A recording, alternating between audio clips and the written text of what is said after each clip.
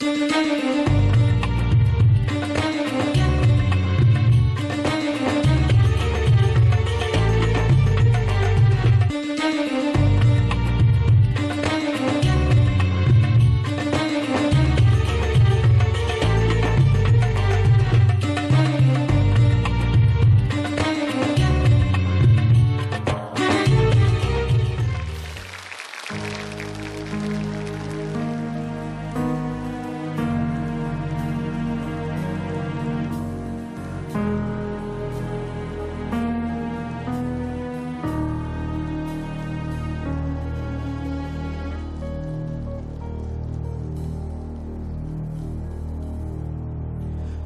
menetap dalam kelam, tiada yang bisa kulihat selain hanya nama-Mu, ya Allah.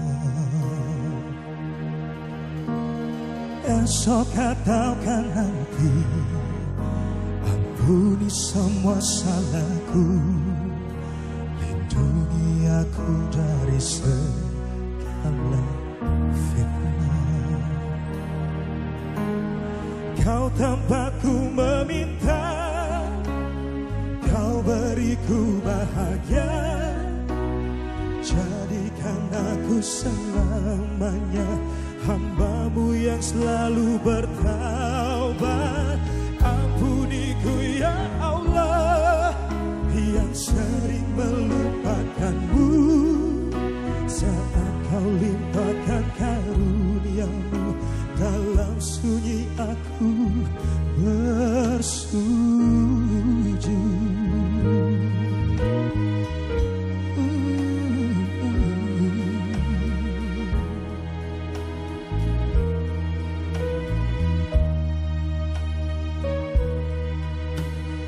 Esok ataukan nanti, ampuni semua salahku, lindungi aku dari segala fitnah.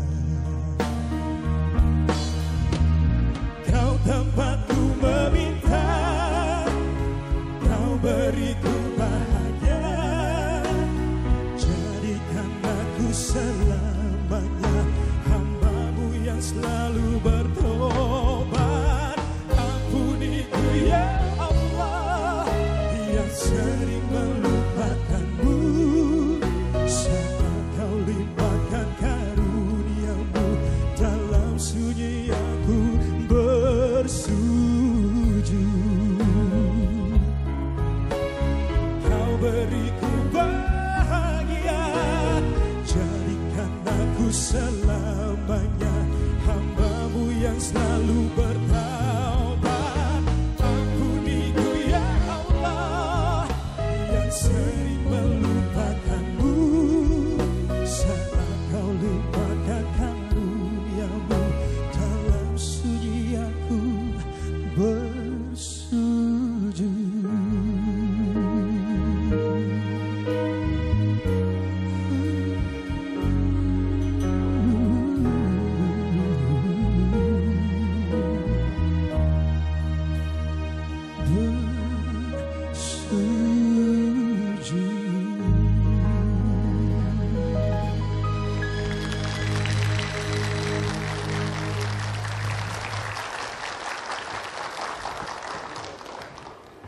Alhamdulillah, kita dikaruniakan Allah dengan Islam. Islam adalah sebuah agama yang mengangkat banyak harkat hidup manusia dari awalnya rendah menjadi sebuah martabat yang tinggi. Allah memuliakan manusia. Allah memuliakan kita sebagai manusia dengan mengangkat di posisi yang seharusnya. Dan kalau kita bicara tentang Islam, maka kita berbicara harkat wanita yang telah diangkat luar biasa di dalam Islam.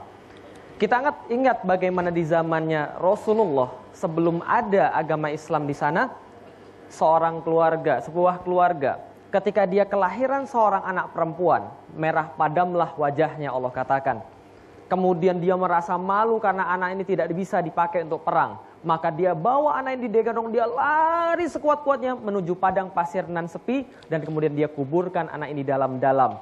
Sedalam-dalam dia mengubur malu dia. Anak perempuan dianggap aib.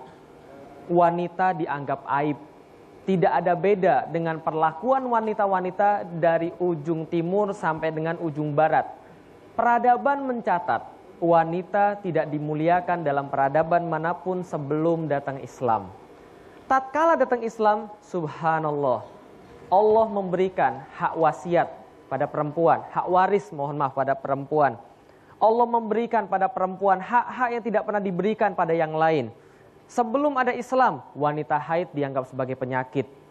Sebelum Islam datang, wanita haid dianggap sebagai sebuah kejelekan, sebuah aib. Tatkala Rasul datang dengan Islam, Aisyah yang sedang haid, Rasulullah kemudian tidur-tiduran di antara kedua kakinya, bermesraan dengannya. Allah memuliakan wanita. Islam memuliakan wanita. Sebelum datang Islam, apalah arti seorang istri? Sebelum ada Islam, apalah arti pendamping suami? Setelah datang Islam, Islam memuliakan wanita-wanita. Islam memuliakan istri-istri. Rasul katakan, sesungguhnya mukmin yang paling baik adalah mukmin yang paling baik pada istri-istrinya. Khairukum khairukum linisaihim. Sebaik-baik seorang muslim, dia sholat, dia zakat yang sangat banyak, dia puasa, dia bersedekah, dia bertahajud. Apabila terhadap istrinya kata-katanya kasar, dia tidak termasuk sebagai muslim yang terbaik. Subhanallah, Islam mengangkat wanita. Secara pribadi, saya juga punya cerita. Saya menemukan apa yang dianggap sebagai saat ini sebagai sebuah bidadari di dunia. Tatkala ceritanya waktu itu ketika musim hujan rintik-rintik. Saya menemukan pada waktu itu saya tertarik karena ada seorang wanita masuk ke dalam sawah, dia tetap mengenakan kaos kaki, dia tetap mengenakan kerudung, dia tetap mengenakan jilbab. Jangankan dia mengangkat jilbabnya, kaos kakinya dia pakai. Dalam hati saya, cocok jadi istri dan cocok jadi ibu daripada anak-anak saya. Dan pada waktu itu saya barulah masuk Islam. 2002 saya masuk Islam, saya mengenal agama Islam, bagaimana Islam memuliakan wanita, bagaimana Islam memuliakan laki-laki, dan bagaimana Islam memuliakan manusia. Dan pada waktu itu saya merasa tertarik. Dan kemudian saya kirim surat, lalu kemudian suratnya berbalas, kamu tidak tahu apapun tentang saya karena kamu barulah bertemu saya. Saya katakan saya tidak tahu apapun tentang Anda, tapi apa yang saya lihat sudah cukup untuk saya tahu. Maka saya katakan saya berniat untuk menikahi. Dia katakan, saya adalah orang yang tidak setara. Saya masih memiliki rumah yang sebagiannya terdiri dari tanah. Lalu saya balas, saya tidak cari tanah, saya cari istri.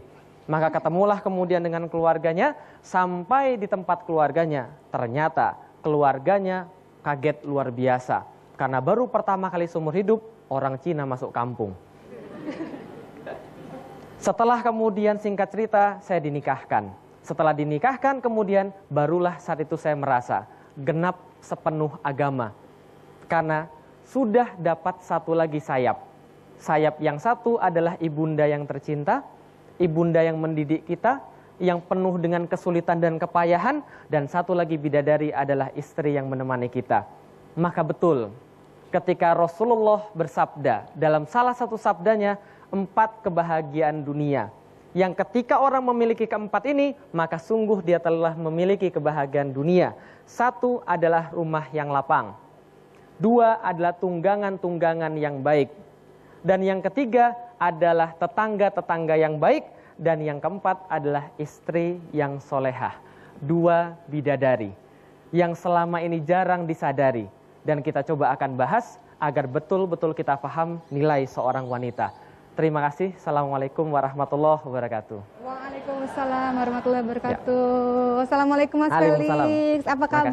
Alhamdulillah baik. Senang sekali bertemu Mas Felix lagi. Sama-sama. Di episode kita berikutnya. senang juga bertemu dengan seluruh pemirsa sekalian. Karena hari ini adalah kita mengadakan sebuah pembahasan tentang khususnya yang banyak hadir di sini. Perempuan, saya juga perempuan. Iya. Silakan duduk Mas Felix. Terima kasih. Yuk. Ya, saya sapa dulu semuanya ibu-ibu yang ada di sini, mukminin dan mukminat semua di tanah air. Assalamualaikum warahmatullahi wabarakatuh. Waalaikumsalam.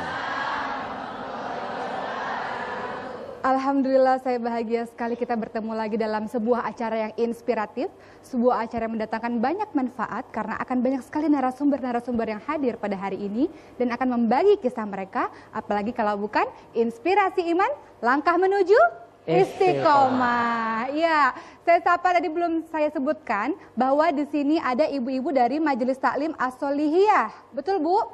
Kemudian ada ibu-ibu Majelis Taklim dari Keagungan, ibu-ibu Majelis Taklim dari Sawangan, dan sahabat-sahabat Okesia Dewi tentunya. Kemudian sahabat-sahabat dari UIN. Betul? Yang mana nih UIN?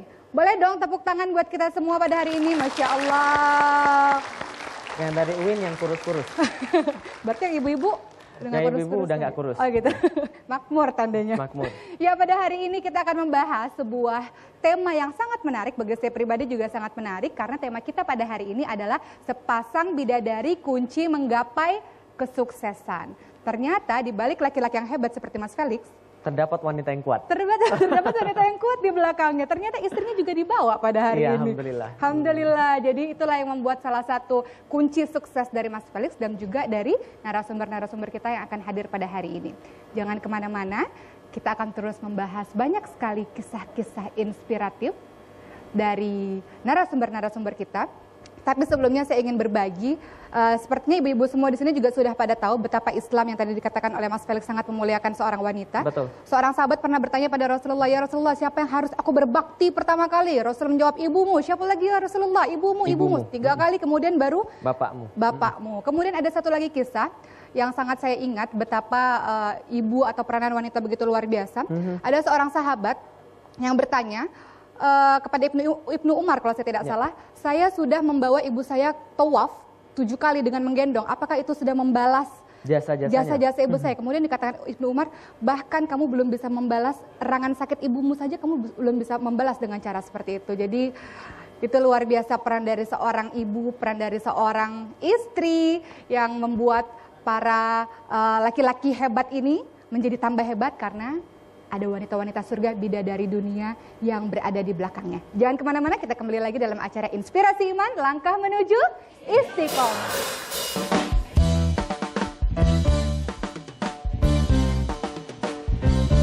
Inspirasi Iman.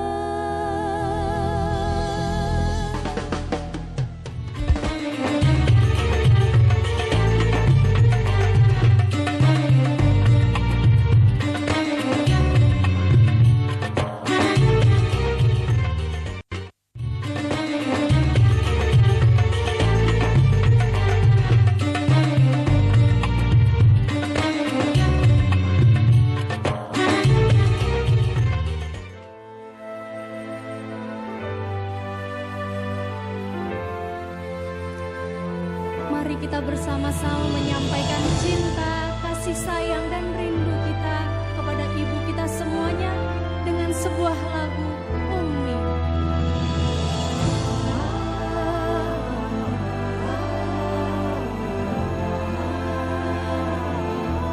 Pelita hidupku, penerang hatiku, belahan jiwaku, kau matahariku, Ummi.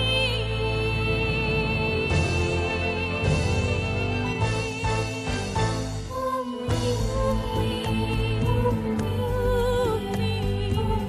Ummi.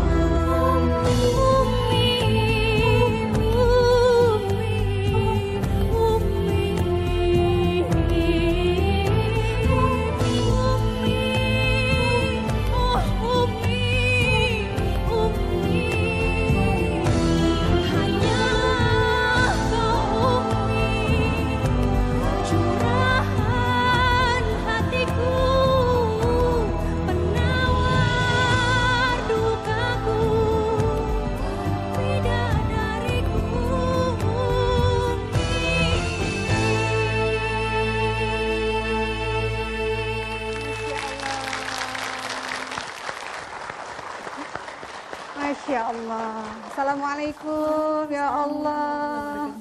Semuanya nangis loh di sini. Ya Bu ya.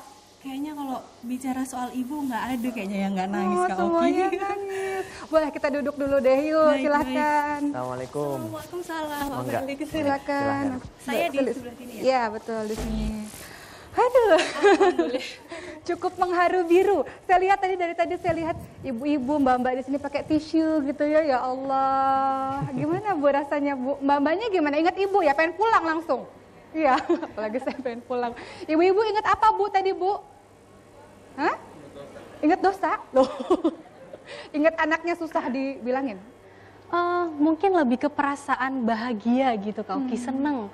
Karena biasanya kalau udah besar atau udah merasa remaja, dewasa itu untuk mengungkapkan sayang sama ibu tuh kalau nggak terbiasa kesannya tuh kayak udah kaku gitu. Malu. Jadi, gitu malu, ya benar-benar malu. Jadi emang lagu ibu ini dimaksudkan untuk bisa menjadi salah satu media kalau kita sungkan atau kita canggung mengungkapkan sayang, cinta, rindu sama ibu kita ya melalui lagu Umi tadi. Tapi lagu Umi ini, Masya Allah nih Mas Felix. Betul, tinggal Dari diputar saya- aja gitu ya. Iya, dan dari saya kecil itu udah Umi, sampai sekarang lagu legendaris. Masya Allah, Masya Allah. Pernah merasakan lagu Umi? Pernah di zamannya Pernah. Sulis atau saya yang di zamannya Sulis? Saya pernah Beda ketika zaman kuliah, kita. saya dengar. Kuliah ya Mas Ketika Felix. kuliah. Ketika kuliah saya masih waktu Umi masih kecil-kecil. Berarti kita sangat berbeda jauh sekali. nih.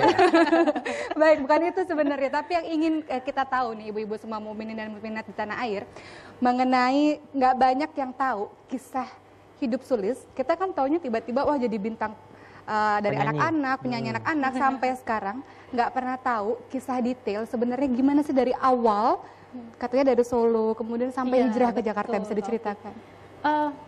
Aku flashback cerita dulu waktu di Solo. Jadi ayah saya itu seorang supir. Ibu saya itu seorang penjahit pakaian dalam. Saya kalau ingat jadi selalu terharu. Setiap hari itu saya selalu menemani ibu saya mengantarkan kain-kain yang harus dijahit. Jadi setiap siang hari di bawah terik matahari, ibu saya itu memikul, memanggul lebih dari 10 kilo kain. Jadi itu pulang pergi dan berkilo-kilometer kita jalan kaki. Ayah saya seorang pekerja keras juga. Kalau pagi hari supir, malam hari ayah saya suka pinjem becaknya temennya untuk mencari uang saku saya dan kakak-kakak saya sekolah esok harinya. Suatu hari pada saat saya dengan ibu saya pulang dari pabrik membawa kain, itu haus sekali Bu karena panas waktu itu. Sampai di rumah ibu saya udah ngos-ngosan dan keringetan, masuk di dapur, di atas meja ada botol minuman air mineral yang ukurannya 1 liter waktu itu Kak. Terus ibu saya karena haus langsung itu air diminum. Habis kira-kira hampir setengah liter. Kakak saya masuk dari luar, tanya, Bu, minyak tanah yang tadi di atas meja mana ya? Ternyata itu minyak tanah, jadi itu bukan air putih. Saya waktu itu karena masih kecil, jadi saya takut kalau nanti ibu saya bakal meninggal karena minum minyak tanah yang hampir setengah liter. Jadi saya selalu teringat, saya tidak pernah bisa melupakan. Saya nggak tahu itu artinya dulu itu apa gitu Kak. Oke, ibu saya berjalan berkilo-kilometer, ayah saya nggak 24 jam nggak kenal capek bekerja, itu nggak pernah tahu artinya. Tapi saya mulai besar, mulai dewasa, saya hanya mengucapkan terima kasih. Itu menjadi pelajaran besar dan saya mohon maaf kalau saya ada kesalahan dan saya belum bisa membalas jasa-jasanya. Seperti itu. Iya, kita pengen tahu semuanya yang ada di sini. Dari Sulis berada di satu daerah terpencil, kemudian Allah tarik. Kata Allah kalau Allah berkehendak, siapapun itu pasti Allah akan menjadikan. Allah tarik Sulis, seorang gadis kecil yang berada di daerah sangat miskin, ibu-ibu. Nanti Sulis akan bercerita panjang. Kemudian Allah tarik menjadi satu orang yang sangat terkenal di Indonesia. Alhamdulillah. Bagaimana Jadi, ceritanya? Di Solo itu Kak Oki, Mas Felix, dan ibu-ibu semua, saya tinggal di satu kampung namanya Kampung Sangkrah. kampung di Sangkra itu di Solo memang sangat terkenal karena memang di sana banyak juga buronan-buronan polisi tinggal di situ. Kemudian berjudi itu biasa, cekcok antar tetangga itu bisa setiap hari kita dengar. Dan kalau saya tidur di malam hari itu musik pengiring tidur saya itu ya musik-musik tripping gitu Kak Oki. Mereka sambil minum-minum, sambil bermain. Jadi kira-kira gambarannya seperti itu Ibu. Tapi memang saya alhamdulillah udah ngikutin sunatullahnya jalannya Allah, emang kelihatannya ya saya Diambil oleh Allah. Diambil Menjadi dari orang Allah yang untuk sangat hijrah menginspirasi. gitu. Assalamualaikum. Waalaikumsalam warahmatullahi. Assalamualaikum. Waalaikumsalam. Uncle Jack apa kabar? Baik. Datang tak diundangnya tiba-tiba datang sendiri. Kaget saya, Uncle. Saya kayak jin aja. Iya, kaget saya. Tiba-tiba. Apa kabar Umi? Belum Alhamdulillah jadi sehat. Umi, calon Umi, calon. Umi. Masya Allah. Saya kalau Coba denger diteruskan, lagunya, diteruskan bisa?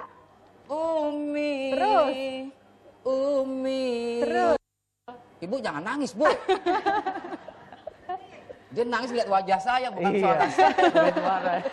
Terharu apa prihatin Ibu? Iya, soalnya ibu saya sudah meninggal. Jadi saya kalau misalnya untuk mencari dukungan ke siapa lagi? Sementara istri saya nggak mendukung saya usaha ternak bebek, coba itu. Rugi Masalah terus lagi. Soalnya Masalah bebek terus. telurnya di mana-mana. Aduh, gimana ini? Sebenarnya Oki pengen tanya ini sebenarnya sama Mas Felix Ya. mengenai soal Umi, soal ibu yang sebenarnya kalau kita gali dari Pak Lek kita yang satu ini pasti punya kisah sedih tersendiri, tapi sebenarnya saya nggak pengen tahu tentang Uncle Jack gitu ya. Tapi saya pengen tahu dari Mas Felix mengenai cerita yang tadi disampaikan oleh Sulis. Dengar nggak tadi Uncle Jack? Ya, tadi segelintir mendengar. Bahwa ibunya berjuang, ini belum selesai ceritanya, nanti kita akan gali lebih dalam lagi bagaimana Umi dari Sulis ini yang luar biasa ya, pindah Masya Allah. dari Solo kemudian ke Jakarta, capek tadi Bu sampai nggak sadar antara air mineral dan minyak itu diminum. Pernah minum air mineral ibu-ibu yang ada di studio? Belum pernah ya? Kalau Air minyak- mineral sudah. Minyak maksudnya? Belum ya? Minyak tanah. Masya Allah. Minyak tanah. Minyak tanah. Minyak tanah. Begitu sayangnya seorang ibu kepada anaknya, 10 km pulang pergi dengan membawa beban yang sangat berat, ibu-ibu sekalian, hanya untuk kemudian anak-anaknya agar bisa lebih baik daripada dia. Betul. Kalau seandainya semangat ini dipakai oleh seluruh ibu-ibu, yakin anak-anaknya adalah anak-anak yang bukan hanya penerus daripada ibunya, tapi juga yang membangkitkan Islam nantinya. Amin, Insya Allah. Minyak diminum. Betul. Bukan Sumpah. bebek. Uncle Jack. Minyak Bener Uncle Jack. diminum. Betul, bukan dimasak. Dari nol, Uncle Jack. Ulang lagi nih. Diulang terus nih. Uncle Jack sebenarnya kita pengen tahu lagi nih. Tadi belum selesai ceritanya Sulis. Sulis sempat cerita pada saya tadi Bu di belakang panggung katanya Sulis bercerita pada kita semua bahwa terutama pada saya tadi, saya ingin berbagi pada semuanya yang ada di sini, bahwa Sulis itu berada dari satu kota terpencil, satu daerah terpencil, kemudian di TPA waktu itu katanya, kemudian banyak sekali diadakan acara-acara, kemudian pada satu hari diadakan satu acara yang dikatakan orang dari Jakarta akan mengambil salah satu anak di daerah ini untuk menjadi penyanyi. Seperti apa kisahnya, kita akan terus mengikuti kisah dari Sulis, tapi setelah yang satu ini tetap di Inspirasi Iman, langkah menuju Istiqomah.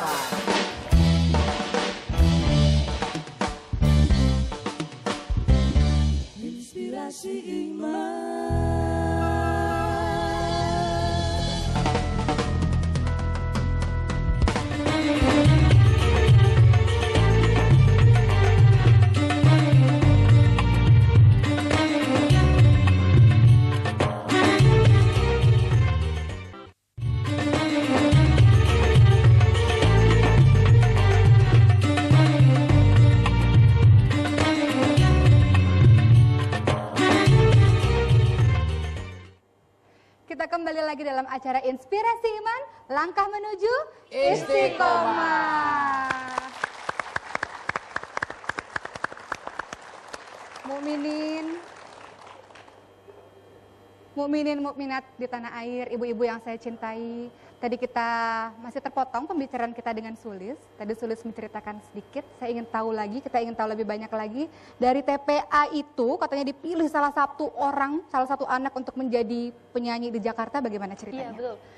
Jadi saya dan teman-teman seperti kebanyakan anak-anak Kak Oki. Jadi kalau pulang sekolah di sore hari saya ngaji di satu yayasan namanya Yayasan Al-Ihya, TPA Al-Ihya.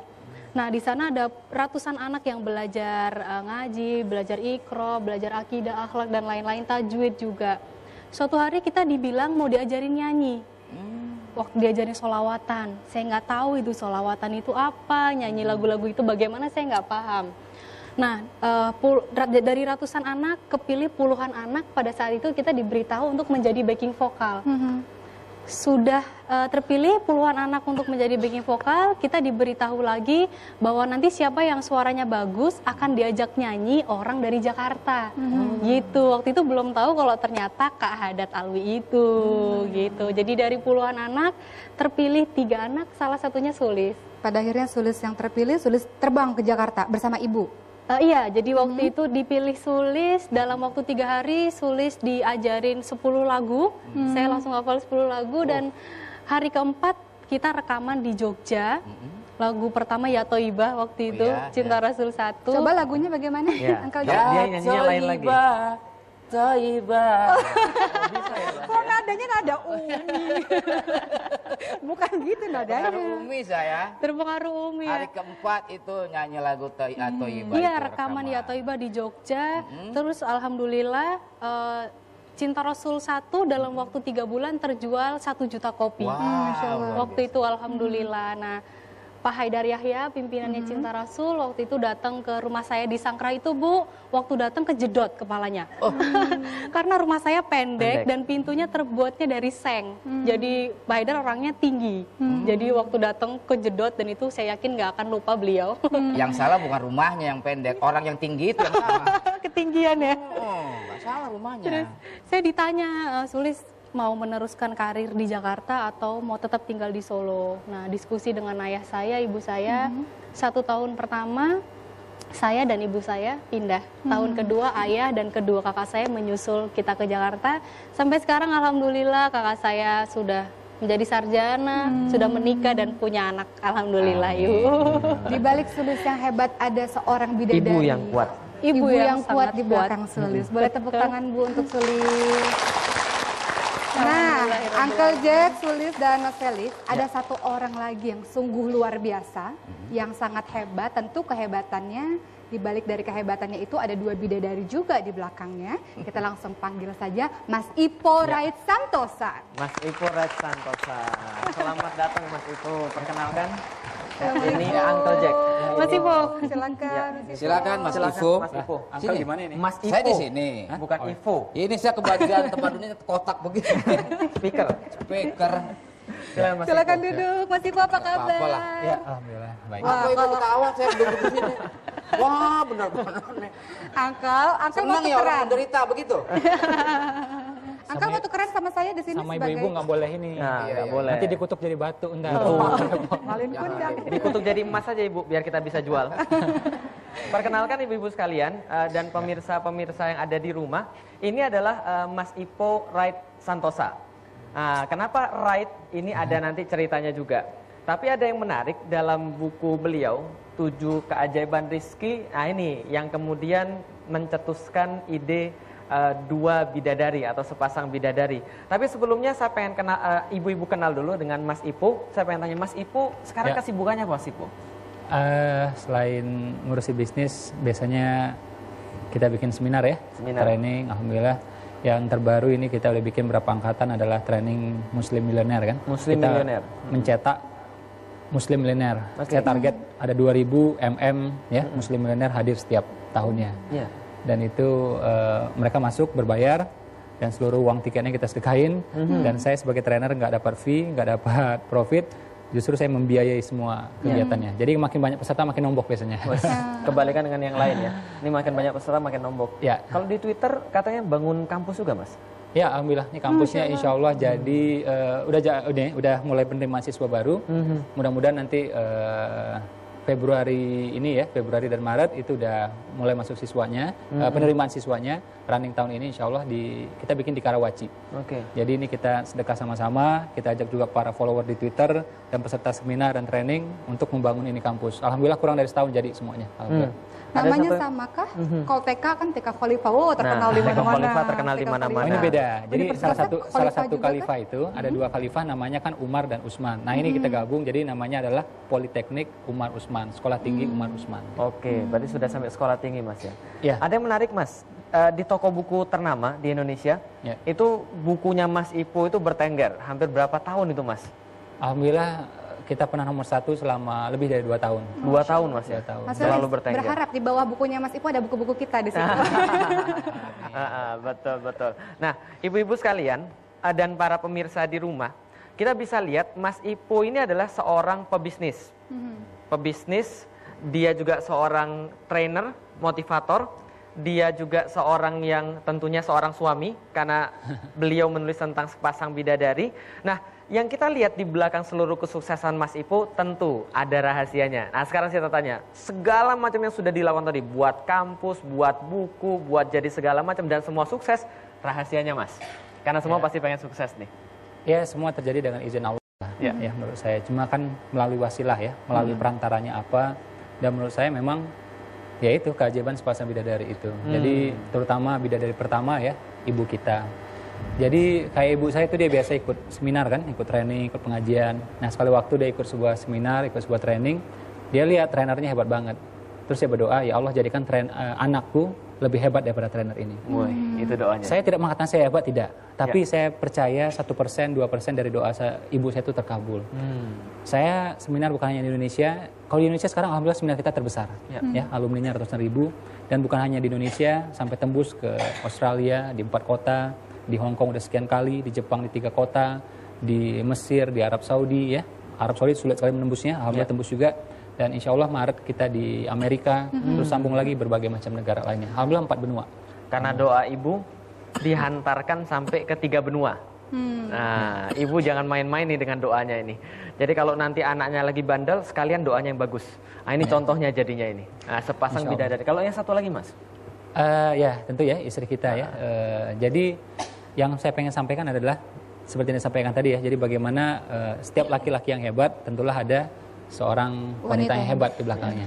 Jadi kalau ada laki-laki sukses tentulah ada mantan yang kecewa biasanya. Wah. itu pasang yang mana lagi dong Mas? Jadi bukan semata-mata doa mereka tapi yang penting adalah keselarasan ya. Jadi ini doa mesti selaras semua, impian mesti selaras semua. Jadi seperti orang sholat berjamaah ya, imam niatnya zuhur, yang belakang juga mesti zuhur. Nggak bisa yang satu zuhur, satu asar nggak bisa. Kalau tahu ya itu tidak sah. Ya kalau nggak tahu ya nggak masalah ya. Nah jadi mesti sama, zuhur, asar nggak bisa, padahal niatnya baik, nggak bisa. Nah sama kayak kemarin baru sekitar 1 atau 2 hari yang lalu saya panggil ibu saya dan mertua saya. Jadi termasuk bidadari itu mertua juga. Makanya orang yang berantem sama orang tuanya dan mertuanya sulit suksesnya. Jangan ibu, jangan dimarahin lagi. Sulit suksesnya ya. Berarti Mas. Sebenarnya banyak yang belum tahu nih. Taunya kan Mas Ipo udah jadi trainer di mana-mana, tapi nggak tahu kisah dulunya Mas Ipo. Wah, saya sempat baca tuh betapa populer aja enggak gitu di sekolahnya ya. Sama teman-teman aja dianggap enggak gitu Bu. Jadi ada satu kejadian di mana bahasa Inggris juga nggak bisa waktu itu. Sekarang udah melanglang buana kemana-mana. Itu apa titik baliknya sampai yang tadinya bukan siapa-siapa menjadi siapa-siapa? Ya sekarang pun juga bukan siapa-siapa sih. Insya Allah siapa-siapa. Jadi digoreng banyak. Ya benar sih. Jadi saya waktu itu tampil di depan kelas aja nggak berani. Ya, nggak berani kayak gini, nggak berani. Di kelas aja nggak berani. Bahkan ya mata pelajaran kesenian ya yang mengharuskan saya bernyanyi, saya tidak bernyanyi. Jadi saya sendiri yang dapat 4 waktu itu karena nggak berani bernyanyi. Nah cuma saya berpikir ini harus diubah kan. Saya harus ubah ini. Siapa lagi mau mengubah kan? Allah yang mengubah, tapi kan kita sendiri inisiatornya. Kita yang meletakkan inisiatifnya. Nah akhirnya malah saya balik ketika kuliah. Dulu bahasa Inggris saya terjelek di kelas. Justru saya belajar cepat. Dan alhamdulillah akhirnya menjadi salah satu terbaik di sekolah. Nanti kita akan lanjutkan lagi silakan. ceritanya dari Mas Ipo yang luar biasa. Ibu-ibu semua penasaran kan? Makanya harus dipending dulu biar tetap stay di sini terus. Nah, saya mengingatkan semua pada mukminat di tanah air, ibu-ibu semua yang ada di sini, kalau ingin memberikan komentar atau request sesuatu kah atau apapun pesan kesan bisa disampaikan di Twitter @inspirasiiman. Setelah ini kita akan kembali mendengar dari cerita dari Mas Ipo, dari Mbak Sulis. Tapi sebelumnya kita akan mendengarkan lagu. Assalamualaikum warahmatullahi wabarakatuh.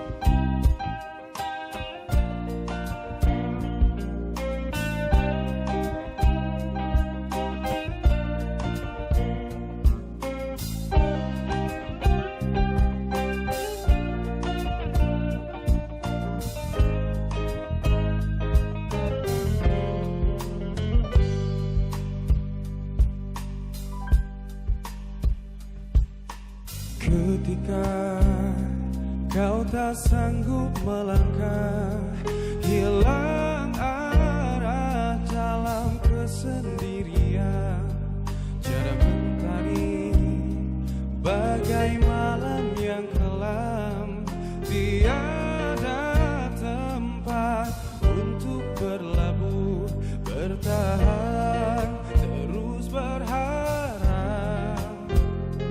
Allah selalu di sisimu, insyaallah, insyaallah, insyaallah ada jalan, insyaallah, insyaallah, insyaallah ada jalan. Every time you commit one more mistake, you feel you can repair. There is way too late. So confused from incisions you have made. Haunt your mind and your heart is full of shame. Don't despair and never lose hope, 'cause Allah by your side, insyaallah, insyaallah, insyaallah we'll find your way, insyaallah, insyaallah, insyaallah ada jalan.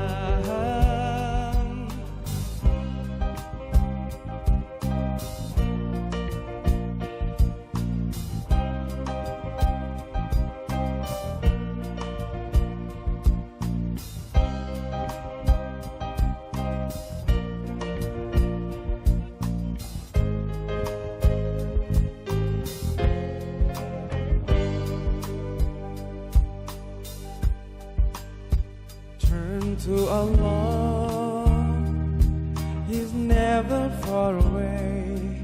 Put your trust here, raise your hand and pray. Ya Allah, tuntun langkahku di jalanmu, hanya Engkaulah pelitaku. Tuntun aku di jalanmu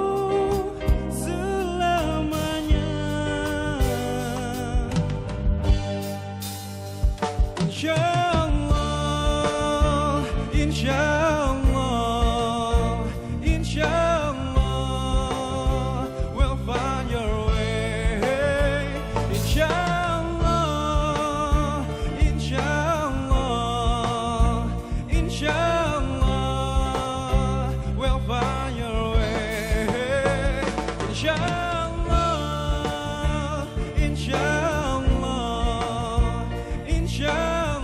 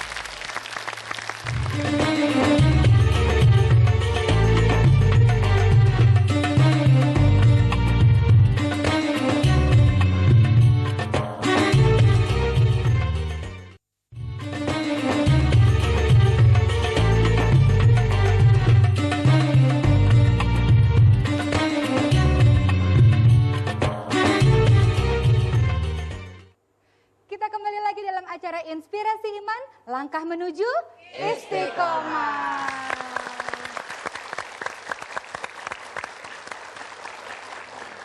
Ya, Mas Ipo, kita kembali lagi dengan bahasa Inggris yang tadinya tidak bisa dan sangat sulit ini.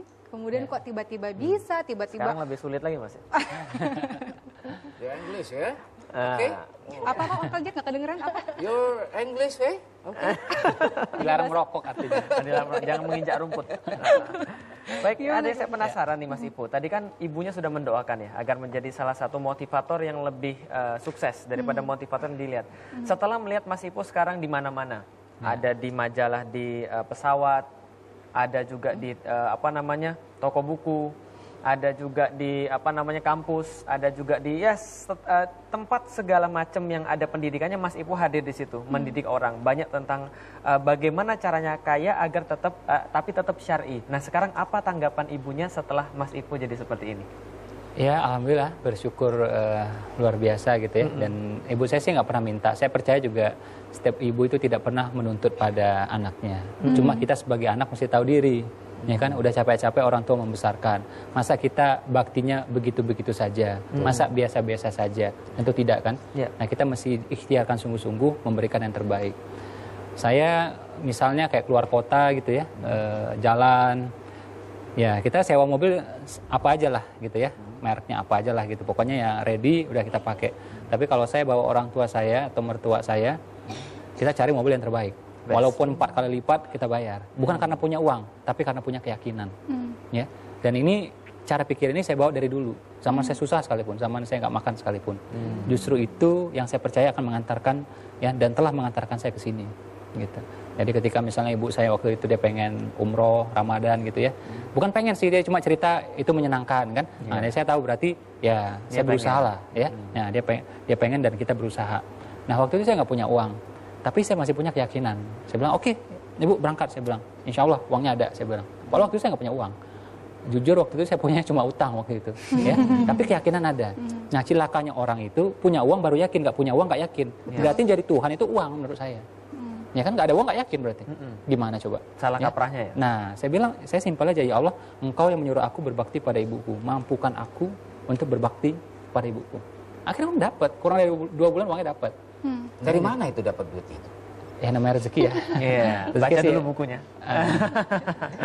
Rezeki dan bukan ibu saya aja yang berangkat, saya waktu itu juga ikut berangkat. Kita bayar tunai semuanya, alhamdulillah. Kalau ini nasihat yang paling diingat Ya, dari ibu kira-kira apa tuh? yang diingat sih banyak lah ya. Cuma salah satunya ibu saya ingat kita ya sedikit banyak apa yang kita lakukan melalui bisnis, seminar dan lain-lain itu harus berkontribusi untuk umat lah. Dan saya percaya memang orang-orang besar itu bukan memikirkan perutnya saja, bukan memikirkan dapurnya saja, tapi dia berpikir memang besar gitu.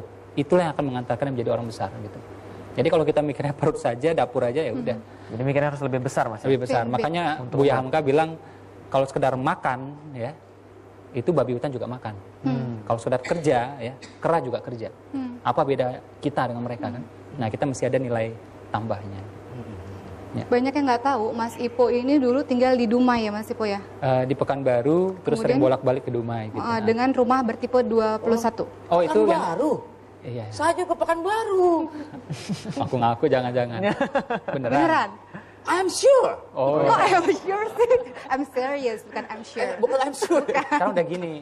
Yang terbaru udah gini. Udah sekarang. salah kencang lagi. I'm sure. Oh, nah jadi ceritanya dulu betapa sangat sulit seperti kehidupan Sulis juga. Sulis tadi sempat cerita sama saya, rumahnya itu 4x4. Ya Sulis ya? 16. 4x4. Biji ya. Bukan 16 biji, 4x4 meter. Bukan biji. Jadi saya baca ceritanya Mas Ipo ini latar belakang dari yang memang susah, dari pecundang kemudian jadi pemenang. Tadi pertanyaan saya, apa sih titik balik yang kemudian dari daerah kemudian menuju ke kemana Mas? Jogja?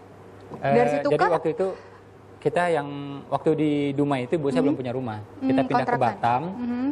Itu baru ya dengan susah payah akhirnya bisa punya rumah ya tipe 21 kalau nggak salah saya. Batam atau 21 daerah atau saya. 24. ya, Tanjung Pinang. Sama ya.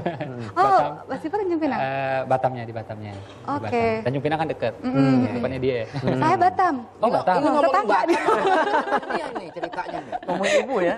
Terus Mas Kota Irwan. Batam. Nah, ya itu rumahnya rumah tipe 21 gitu ya. Nah, tapi ya itu dari rumah sekecil itu impian kita tetap besar.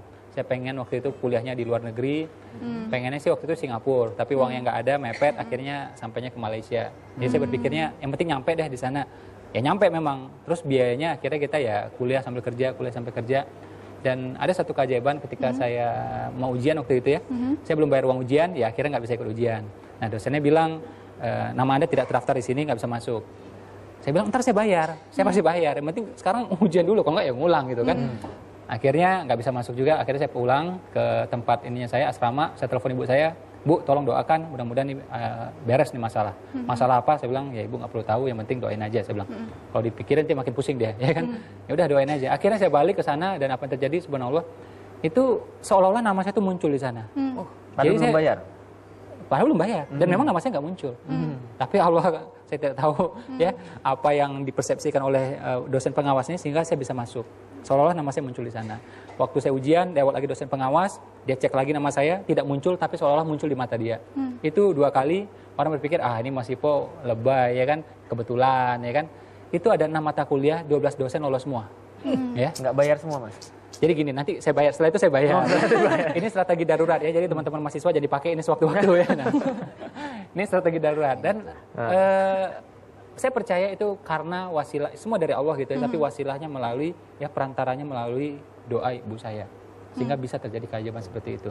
Dan saya percaya teman-teman, Bapak dan Ibu ya, yang di studio, di rumah, pernah mengalami kejadian seperti ini. Sayangnya, kita tidak mengambil ini sebagai metode untuk sukses. Harusnya dijadikan metode untuk sukses. Kita lihat kayak kisah Malin Kundang kan, itu kisahnya fiktif, ya, tapi pesannya benar. Bahwa kalau anak itu durhaka, hidupnya bakal membatu. Saya bahkan pernah challenge ya di ratusan ribu alumni saya, lihat keluarga kita, lihat keluarga besar kita, lihat teman kita, tetangga kita, coba lihat. Anak-anak yang berbakti, coba lihat, hidupnya pasti selamat. Apapun agamanya, saya bilang. Jadi nggak mandang agama itu, jadi ini sunatullah yang bekerja buat semuanya.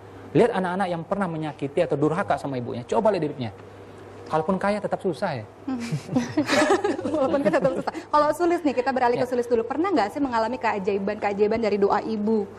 Kan kita lihat Sulis kan sangat berbakti. Kan tadi kata Mas Ipo yang berbakti, apapun itu agamanya pasti akan sukses insya Allah. Pernah nggak sih punya keajaiban berdasarkan doa ibu atau sebelum acara Sulis telepon ibu kah, minta izin kah, kemudian dimudahkan gitu? Saya selalu sih Kak Oki sama ibu itu saya berusaha sebanyak mungkin saya menyampaikan doa, menyampaikan rasa terima kasih itu selalu. Dan setiap pagi mama saya itu memberi saya semangat dengan 1 cangkir jus. Itu setiap hari. Memang itu permintaan saya sama mama saya.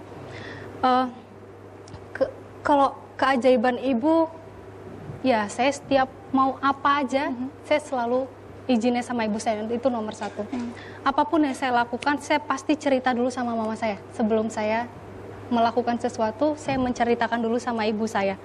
Mah, begini, atau gimana menurut mama, atau baiknya gimana ya mah. Dan memang yang paling dekat sama saya di dunia ini memang cuman ibu saya. Dan rasanya ibu bagaimanapun keadaan anaknya, bagaimanapun kita mau seburuk apapun ibu kita tetap menerima kita apa adanya. Dan itu hanya bisa dilakukan saya rasa cuman sama ibu. Kunci sukses seorang Sulis. Dan karena kalau di Islam sendiri kan ridhonya Allah itu ya ridhonya ibu. Jadi saya berusaha bagaimana mendapatkan ridhonya ibu supaya Allah meridhoi saya. Betul. Gitu. Patut ditiru oleh kita semua ini. Baik, kita akan terus berbincang-bincang dengan para narasumber kita yang hebat-hebat ini. Tapi sebelumnya kita mendengarkan dulu lagu yang insya Allah mengingatkan kita pada Allah. Kita panggil Helena dengan judul lagu Tuhan.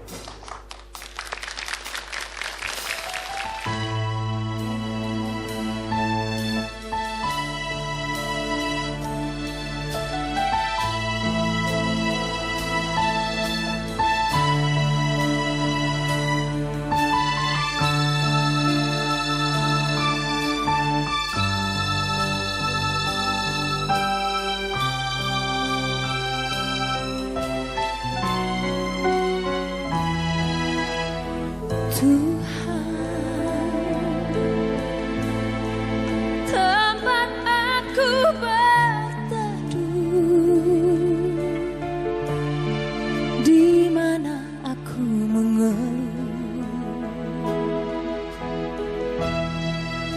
dengan segala peluh.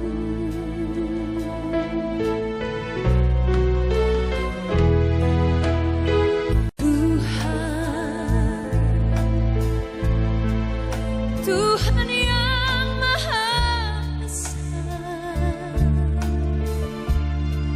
tempat aku memuja dengan segala doa.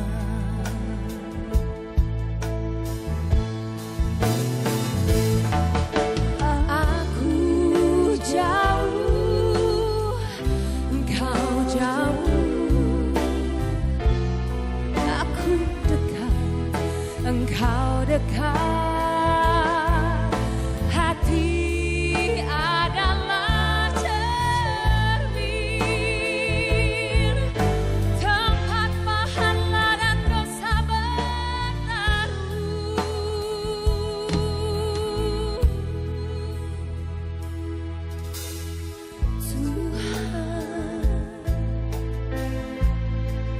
Tuhan yang Maha Esa,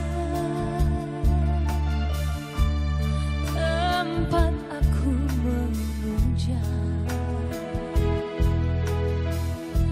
dengan segala doa.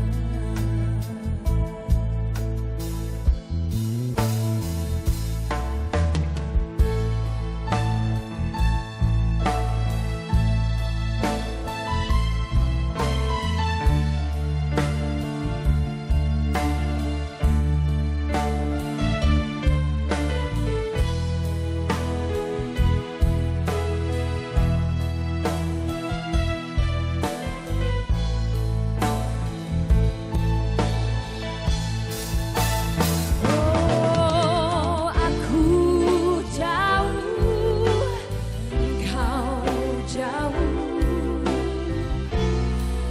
aku dekat, engkau dekat. Hati adalah cermin, tempat pahala dan dosa bertaruh.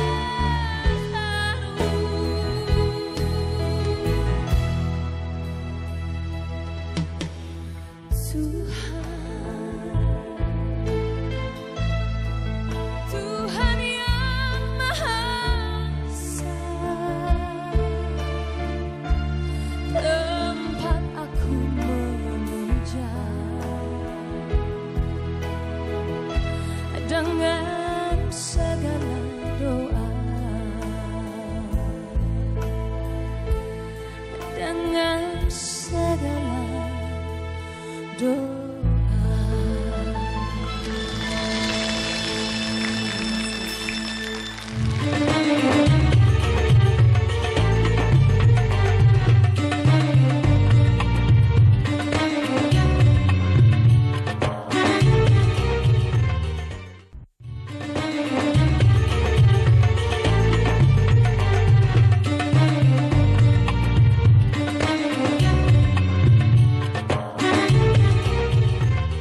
Kembali lagi dalam acara Inspirasi Iman, langkah menuju istiqomah.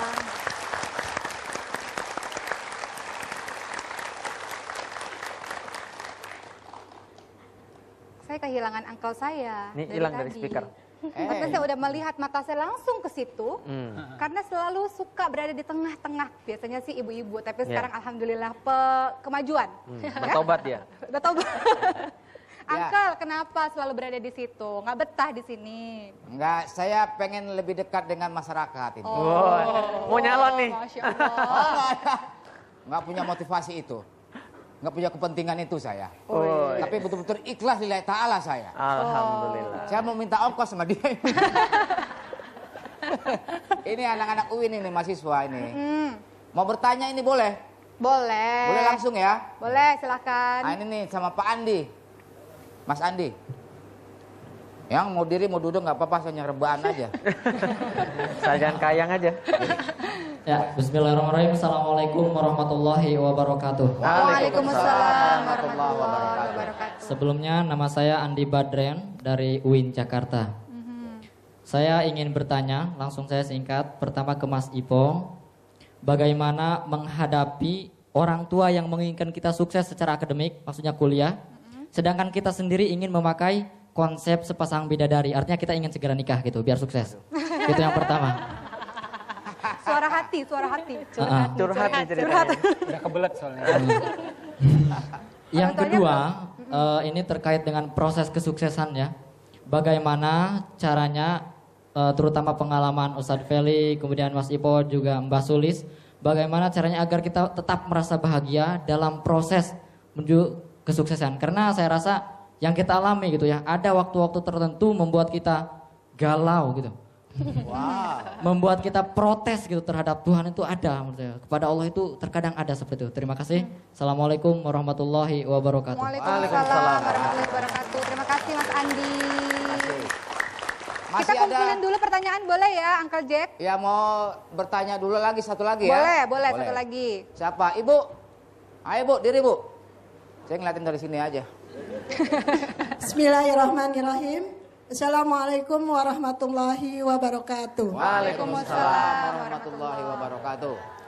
Nama saya Ibu Umil Khair dari Majelis Ta'lim As-Solihiyah Keagungan Jakarta Barat. Saya ingin bertanya dengan Mas Ipo. Kami semua sangat kagum sekali atas kesuksesan Mas Ipo. Masih muda belia ya. Ingin sekali anak-anak kami ini, anak saya terutama ingin sekali seperti Mas Ipo. Tapi selalu bertentangan. Bagaimana caranya, kiat-kiatnya supaya anak-anak kami seperti Mas Ipo. Terima kasih. Wassalamualaikum warahmatullahi wabarakatuh. Waalaikumsalam warahmatullahi Saya kirain tadi anaknya mau dinikahin Mas. Cari mantu Bu, udah nggak bisa, udah di bidadari-bidadarinya. Ya Mas Ipo, bagaimana? Tadi pertanyaannya, wah ini pertanyaan biasanya di kalangan mahasiswa-mahasiswa. Ya. Orang tua akademik harus lulus kuliah, salah satu persyaratan pernikahan biasanya, ya nggak? Biasanya kan harus lulus kuliah dulu ya baru boleh menikah, tapi udah pengen banget nikah nih. Nah, gimana nih Bener Mas? nggak? Yang mana duluan Mas? Yang mana duluan? Simple sih menurut saya. Jadi kalau memang mau menikah kan salah satu syaratnya kan memang mampu menafkahi. Kalau memang bisa silahkan. Entah itu dari kerja atau dari bisnis. Ya. Nah, jadi konsepnya itu pakai dan bukan atau. Jadi ya kuliah tetap jalan gitu. Dan mungkin ya nikahnya gitu ya. Cuma bagaimana kuliah sambil nikah saya nggak tahu karena saya tidak pernah mengalaminya. Kalau saya tamat dulu. Ya, saya hanya menyampaikan apa yang saya alami gitu ya. Dan jangan sampai kuliahnya terbengkalai. Betul. Kita bisa berdebat bahwa kuliah itu tidak penting lah ini macam-macam ya. Tapi orang tua manapun pasti menganggap bahwa kuliah itu penting. Betul. Jadi anggap saja ini menjadi cara kita berbakti pada orang tua. Betul. Makanya orang-orang yang putus kuliah dengan sengaja, walaupun dia mampu, ya itu sering hidupnya susah. Bukan karena dia nggak punya ijazah, bukan. Tapi karena Allah ya tidak ridho, dan karena apa? Ya karena orang tuanya tidak ridho. Karena dia mengecewakan hati orang tuanya. Betul. Orang tua kecewa, nggak ridho, ya Allah juga nggak ridho. Ya, tapi ingat ya, ini orang yang sengaja putus sekolah, putus kuliah, padahal dia mampu gitu ya. Nah, ini sedikit banyak pasti mengecewakan orang tua. Nah, jadi seperti itu ya. Tadi pertanyaan pertama. Yang kedua tadi, Bagaimana ingin menuju kesuksesan, tapi kan banyak sekali rintangan-rintangan gitu.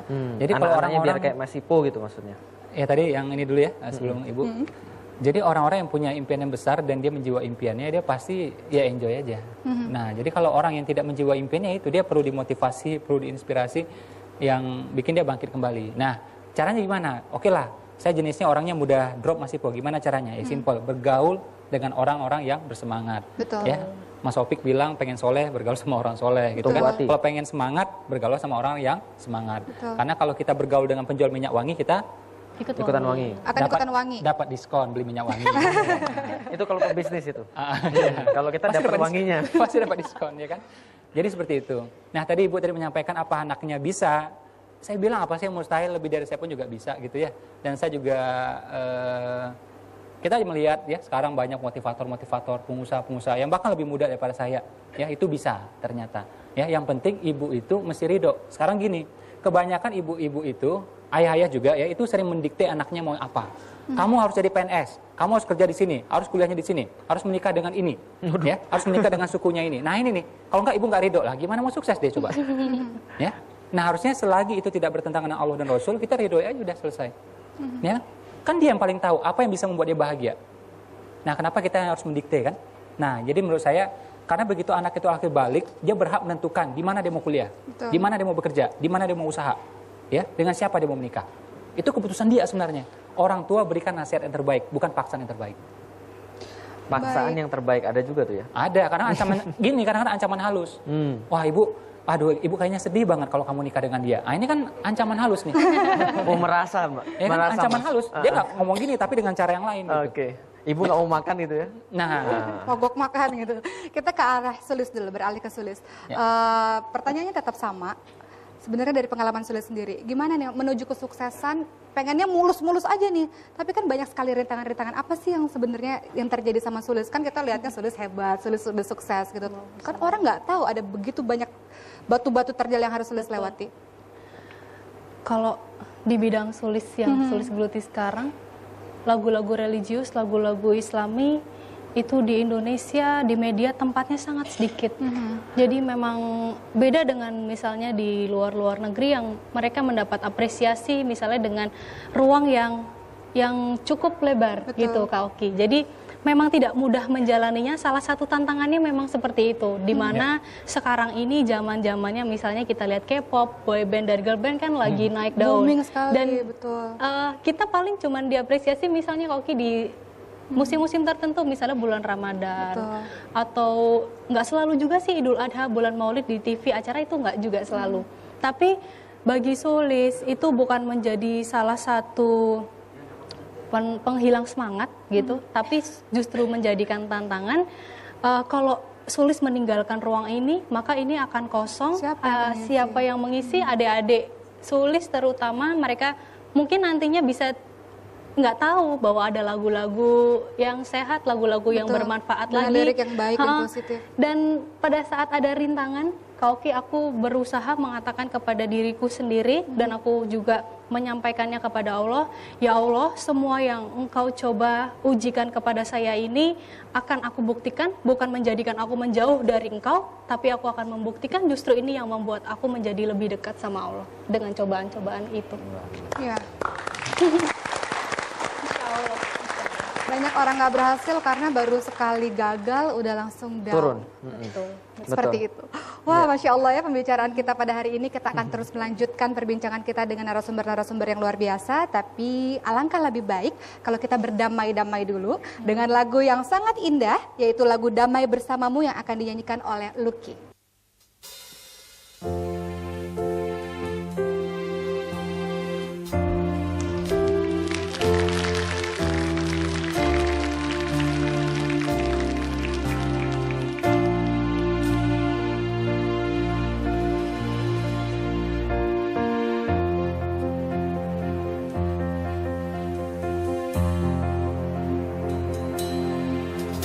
Aku termenung di bawah mentari,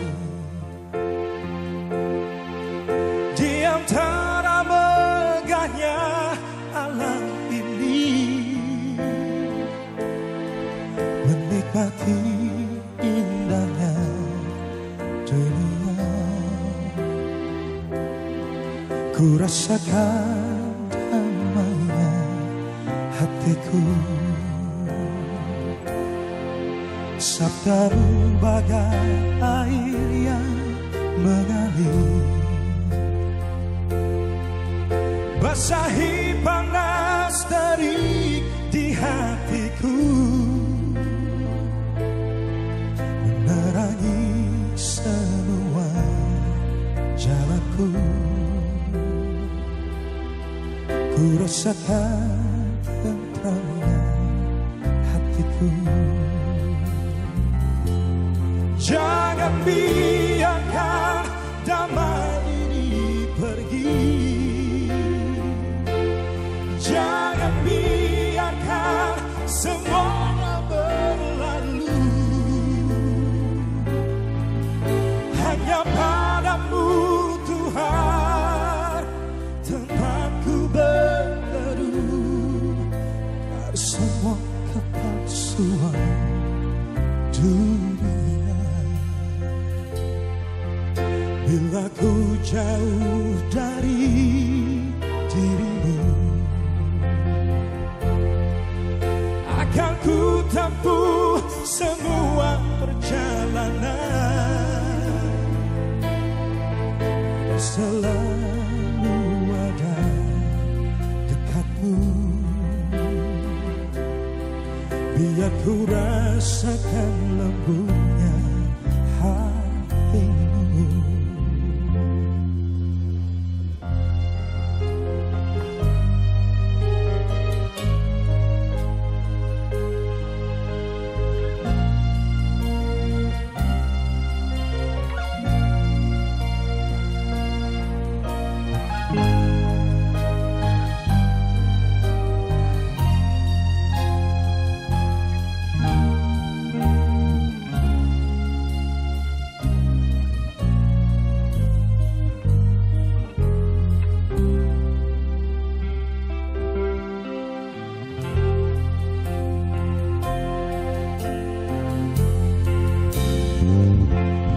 Jangan biarkan damai ini pergi. Jangan biarkan semuanya berlalu. Hanya padamu Tuhan tempatku berteduh dari semua kepalsuan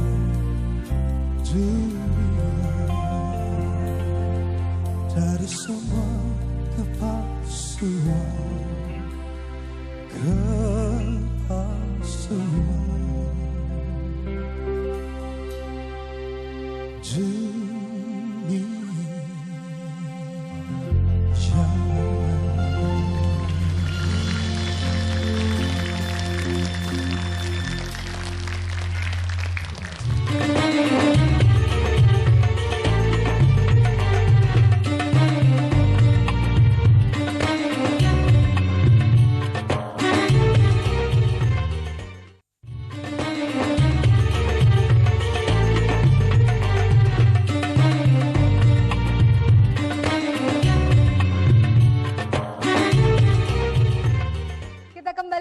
acara Inspirasi Iman, langkah menuju istiqomah.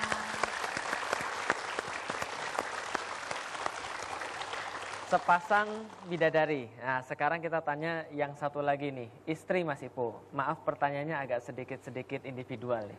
Mas Ipo yang ganteng, terus kemudian penulis bestseller, pernah nggak membuat istrinya nangis, Mas? Pernah. Pernah? Pernah. Ah, karena apa nih, Mas? Jadi ini sebuah kesalahan lah ya. Jadi saya marahi sampai waktu itu istri sampai nangis. Kemudian ya saya nyesal kan, saya juga minta balik sama dia. Tapi Allah tidak semudah itu menurut saya.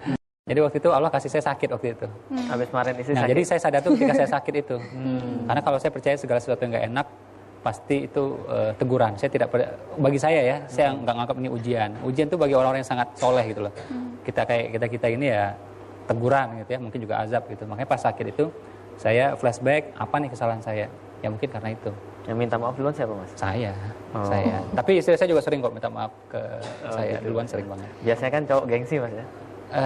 Enggak juga sih. Kalau saya salah saya kita minta maaf. Dan memang menikah itu juga selain menyempurnakan agama tadi ya, jadi setengah agama itu disempurnakan melalui menikah, juga menyempurnakan rezeki. Makanya orang habis menikah itu rezekinya membaik semua. Nah ini ya, belum nikah soalnya. Langsung ngomong aja, Mas. Jadi menikah itu mengundang rezeki. Ya. Jadi menikah itu dengan kata lain mengayakan. Ayatnya ada kan? Ya, aku yang mengayakan orang-orang yang menikah. Nah jadi nikah aja yang belum nikah gitu kan. Kalau menikah lagi berarti kalau meningkat lagi begitu. Ini nih, baru mau saya tanyain tadi, Mas. Gak enak dibahas di sini. Oh, gak enak dibahas. Nanti khusus. Ada segmen sendiri ya. Mas Ipo, sebenarnya peranan terbesar dari seorang bidadari surga ini, istrinya Mas Ipo apa sih? Oh iya, paling jadi besar itu. Dia selalu ngelihat materi saya yang pertama ya. Ketika sebelum saya seminar, dia lihat dulu yang pertama. Buku saya juga kan, seperti misalnya buku ini, dia lihat yang pertama ya. Ketika saya nulisnya dan saya nangis, dia juga nangis itu kan. Jadi menurut saya, mudah-mudahan pembaca akan merasakan hal yang sama gitu ya. Terus juga untuk bisnis saya juga, kan kita bisnis totalnya lebih dari 100 cabang ya di Indonesia. Nah dia juga cara umum-umum dia tahu, dia juga yang ngasih masukan untuk saya biasanya gitu. Nah, untuk Sulis tadi, termasuk untuk saya sebenarnya. Yang sayapnya masih satu. Yang sayapnya masih satu. Yang sayapnya masih satu. Masih terbangnya masih begini nih. Belum bisa terbang ya. Belum bisa terbang. Sulis, tadi kan dikatakan tema kita pada hari ini kan sepasang bidadari kunci menggapai kesuksesan. Nah, kalau nanti insya Allah, kalau Allah berikan, sebenarnya laki-laki seperti apa yang ingin Sulis jadikan pendamping hidup supaya sayapnya dua nih terbangnya nih untuk langsung menggapai dibilang di kesuksesan. samping saya gitu ya. Dengerin tuh pemirsa tuh, dengerin baik-baik. Habis ini aku tanya balik ya. Tanya balik ya. Habis ini tanya balik ke Kak Oki. Sulis dulu deh, gimana? Kalau soal pasangan sih yang pasti bisa Bidadara. sama-sama bidadari, bisa sama-sama memberi manfaat satu sama lain, bisa menjadikan Sulis juga Sulis, menjadikan dirinya menjadi lebih baik, dan kita sama-sama bisa mencapai satu cita-cita dan cinta di dalam keimanan kita sama Allah, Rasulullah, dan sahabat-sahabat juga keluarganya yang setia. Gitu. Intinya adalah kalau bersinergi, satu kekuatan bergabung dengan satu kekuatan, apakah bisa lebih besar lagi manfaatnya untuk umat? Betul. Betul. Bermanfaat. Kan Uncle Jack Yang bermanfaat. yang diinginkan kira-kira seperti apa? Putih. udah cukup. Itu istri saya tuh. Dikira lotion putih. Oke. Memancing di air keruh. Memancing di air keruh. Baik, ibu-ibu sekalian dan juga tentunya pemirsa yang ada di rumah, kita bangga dengan beberapa narasumber yang ada di depan yang telah menjelaskan kita tentang sepasang bidadari.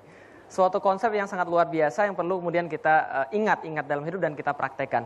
Terutama ibu-ibu yang hadir di sini. Kadang-kadang kalau kita menasihati anak kita tentang kesuksesan, kita hantarkan di depan pintu tatkala dia mau pergi sekolah, yang kita pesankan apa? Nak, belajar baik-baik agar besok jadi orang sukses. Permasalahannya, apa yang kita sebut dengan sukses? Duit banyak, rumah mewah, mobil mewah, ataukah selain itu? Mas Ipu menunjukkan dan mengajarkan pada kita bahwa sukses adalah ketika bermanfaat bagi umat. Bahwa segala sesuatu yang kita lihat itu akan hilang tak berbekas, yang tinggal cuma satu. Saat kita kemudian dikubur, mudah-mudahan kita terang kuburnya gara-gara amal-amal yang diperbuat oleh anak kita. Jadi ibu-ibu sekalian, mulai dari sekarang sadari, setiap kata adalah doa. Kalau seandainya kita kemudian melihat anak-anak kita berbuat maksiat, hati-hati, jangan-jangan ada porsi kita di dalamnya. Dan kalau kita kemudian doain jelek, tambah jelek nanti itu anak. Harusnya kemudian kita doakan dia baik, kemudian kita didik dia dengan baik, barulah kita menjadi seseorang ibu yang layak. Yang kedua, bagi yang kemudian masih belum menggenapkan sepasang bidadarinya, kalau ibu tentulah pasti ada. Tapi yang satu lagi, ini seperti apa? Yang pertama harus kita sampaikan adalah ketika Rasul bersabda dalam salah satu sabdanya, manis tato abil ba'ats fal yatazawaj. Maka siapapun yang di antara kalian telah mampu untuk menikah, maka menikahlah. Mampu di sini adalah apa? Meyakinkan kedua orang tuanya bahwa dia layak untuk menikah. Itulah yang dikatakan mampu. Ibunya dan ayahnya, dan calon ayahnya, dan calon ibunya yang menentukan. Apakah anak ini mampu secara iman, secara kemudian selain yang namanya iman seperti harta dan sebagainya, seluruhnya yang menentukan adalah bapak dan ibunya. Berarti kalau dia belum bisa meyakinkan bapak ibunya sendiri, apalagi meyakinkan bapak ibu calon mertuanya itu, berarti dia belum mampu untuk menikah. Nah, saya secara pribadi, saya termasuk yang berprestasi. Karena saya menikah sebelum lulus kuliah. Alhamdulillah. Nah, jadi tanya saya nanti, Mas. Sebelum lulus kuliah, kemudian saya menikah, karena kenapa? Saya berhasil meyakinkan orang tua saya dan meyakinkan calon mertua. Gimana caranya? Gampang. Salah satunya bawa ayam goreng. Nah, jadi mampu adalah meyakinkan, menunjukkan bahwa kita bisa membina sebuah keluarga. Karena kalau seandainya orang tua kita saja tidak bisa diyakinkan, apalagi calon mertua, yakinkan orang tua. Kemudian dewasakan diri kita. Dan satu lagi, seringkali saya mendengar via Twitter ataupun via media-media yang lain, ada seorang anak yang berkata, Ustadz si enak, Ustadz kan kemudian punya orang tua yang baik ataupun punya anak yang baik. Ustadz si enak, saya tidak merasa diperhatikan oleh ibu saya. Ibu saya itu orangnya kasar, ibu saya kerjanya memaki, gosip dan sebagainya. Saya kasih tahu teman-teman sekalian bahwa kita cuma dihisap oleh Allah karena apa yang kita perbuat.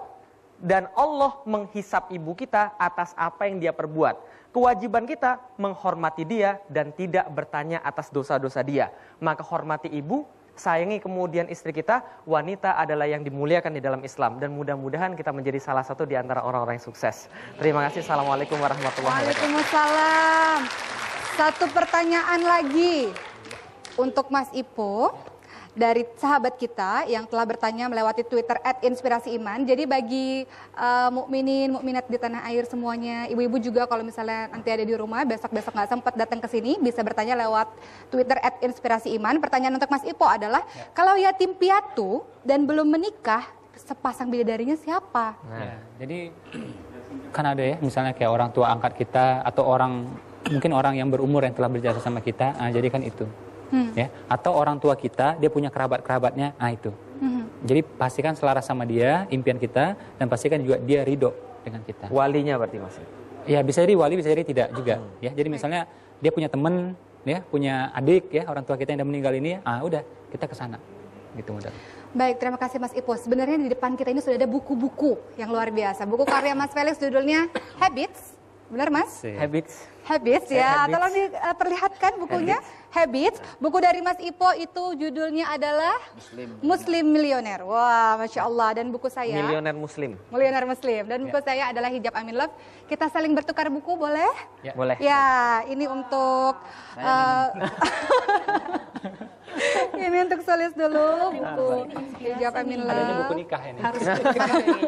Buku nikah. Untuk Tukaran buku Mas nikah. Ipo. Terima kasih. Ya. Uncle Jack di belakang boleh ya nanti? Ya. Ya. Nah, ini untuk Mas Ipo. Ya. Dan ini untuk Sulis. Makasih Mas Felix. Nah, ini untuk Mbak Oki. Terima kasih. Nah, terima kasih. Ini untuk Habits. Uncle Jack. Biar tidak sedih dan minum saja.